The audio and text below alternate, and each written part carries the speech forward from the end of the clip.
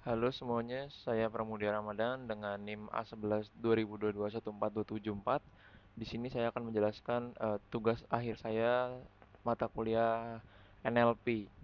Di sini saya membuat analisis clustering komentar TikTok pada kekalahan RRQ di MPLID season 15 menggunakan DBSCAN, agglomerative, K-means, dan Fuji C-means clustering dengan menggunakan ekstraksi fiturnya itu word to fact ya. Di sini pertama saya mendownload Fuji C-means-nya dan word cloud. Nanti word cloud ini fungsinya untuk menampilkan top words-nya ya, top kata yang sering muncul di komentarnya. Di sini saya melakukan import library dulu pertamanya. Nah, lalu di sini letak datasetnya. Di sini dataset saya itu hasil scraping komen TikTok ya teman-teman ya. Nah, untuk TikToknya itu ini ya, contoh TikToknya.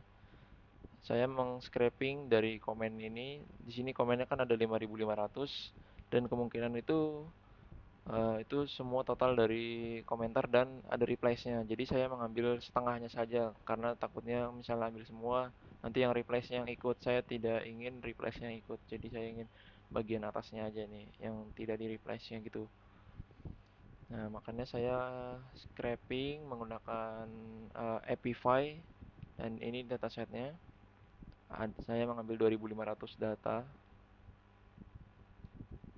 Nah, ini datanya. Ada 2.500. Nah, ini dengan labelnya hanya teksnya saja karena itu yang akan saya gunakan. Nah, ini saya coba menampilkan 10 digit komentarnya dari atas. Nah, dataset ini kan berisi 2.500 ya. Oke.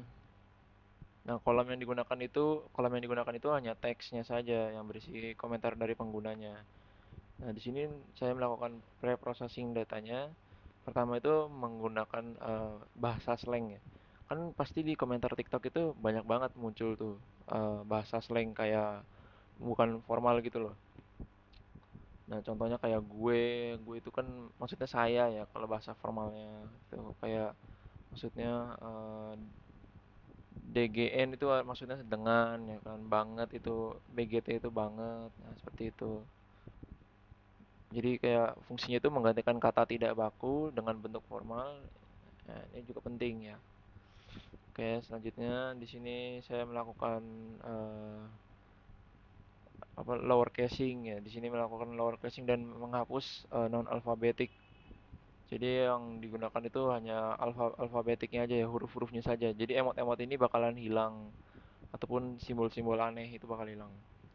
Lalu menggunakan stop word removal untuk menghilangkan kata-kata umum yang tidak membawa informasi penting.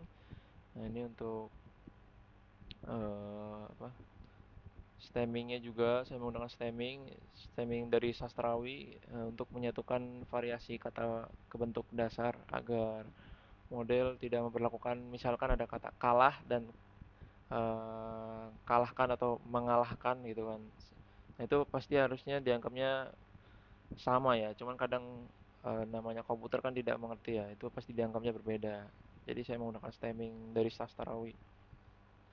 Lalu di sini saya menghapus komentar yang jumlah katanya itu kurang dari dua atau terlalu sedikit. Misalkan cuman komentarnya kayak cuman GG atau GGWP gitu.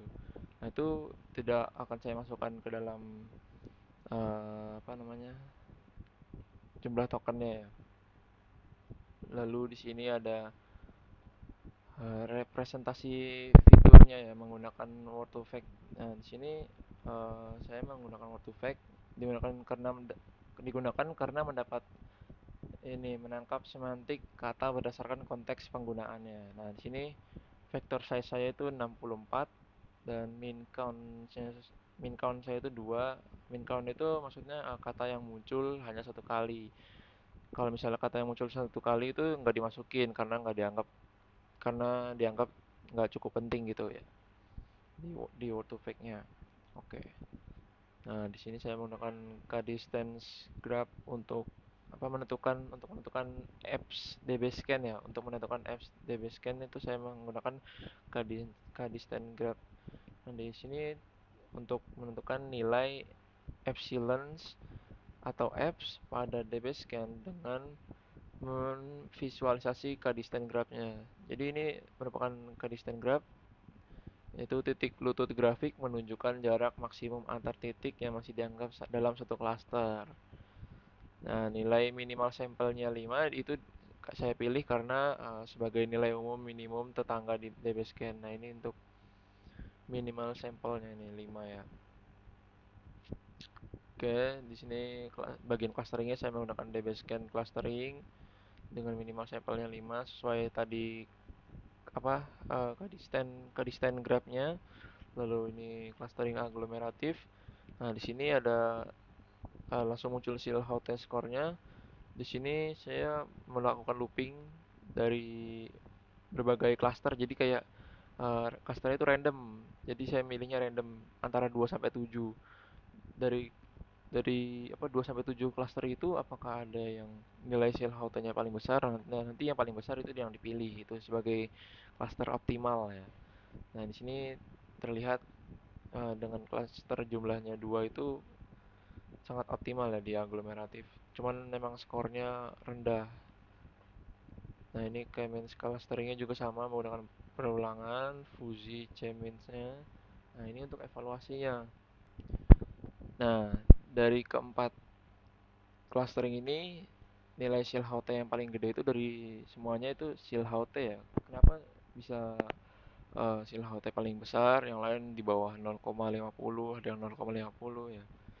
Itu karena DB Scan itu pintar dalam memisahkan komentar yang relevan dan tidak relevan ya. Komentar yang aneh dan atau nggak nyambung gitu loh. Kayak dia tuh buang ke kategori noise, jadi nggak ikut merusak cluster yang lain gitu. Kayak misalkan komentarnya woi tolong FYP gitu. Nah, itu kan nggak nyambung dengan pembahasan di sini kan. Ini kan tentang RRQ kalah dari Onyx ya.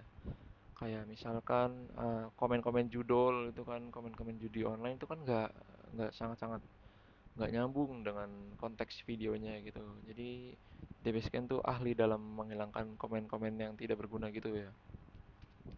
Nah, ini dengan hasilnya 0,88 dengan nilai Davies Baldwin Indexnya 0,076. Dendrogram untuk aglomeratifnya ini terlihat ya. Nah, lalu di sini ada visualisasi klasternya. Uh, saya menggunakan TSNE sama PCA untuk semua clustering. Di sini kelihatan hasilnya. Ini untuk TSNE DB Scan dan ini PCA DB Scan ya. Dan ini aglomeratif. Semuanya terlihat sama, cuman beda warna saja. Berarti ini cukup baik untuk mengelompokkan komentar ke TCN, TSN Fuji Cemins dan PCA Fuji Cemins itu berbeda dari yang lain ya. Ya kita lihat TSN-nya berbeda. Nah, ini menghadapnya seperti ini ke kanan ya. Yang kecil di kiri ini, yang kecil di kanan ini yang menghadap ke kiri. Terus juga ininya agak berantakan ini. Kurang baik dalam mengelompokkan komentar TikTok ya. Karena kan komentar TikTok itu sangat random sekali ya. Lalu di sini ada top words-nya. Nah, ini top words untuk DB Scan. Nah, ini contoh kata yang dianggap noise oleh DB Scan atau kata yang tidak berguna tapi sering muncul. Ayam. Nah, cuman kan emang sebenarnya itu ayam dalam konteks bahasa gaul anak Mobile Legend itu kayak dia tuh emang skillnya di bawah rata-rata gitu. Nah, cuman kan namanya komputer tidak mengerti ya maksud ayam itu apa. Mereka hanya mengerti ayam itu hewan gitu. Nah, jadi tidak ada hubungannya dengan eh, topik yang dibahas di konten TikTok ini. Nah, semangat, RRQ. Nah, ini kata yang sering muncul itu kayak RRQ, Onyx. Nah, ini kan mereka emang kedua tim yang bertarung di MPL ID ya, makanya sering muncul. Nah, juara runner up karena RRQ juga. langganan runner up di sini ya. Nah, ini top words dari aglomeratif, mirip-mirip sebenarnya. Karena emang yang dibahas dalam konten itu ya emang ini gitu. Nah, ini top words dari Kemins dan ini top words dari Fuji Chemins. Oke, mungkin cukup sekian penjelasan dari saya. Jika ada salah kata, kurang lebihnya mohon dimaafkan. Dan sampai berjumpa di lain waktu semuanya. Bye bye.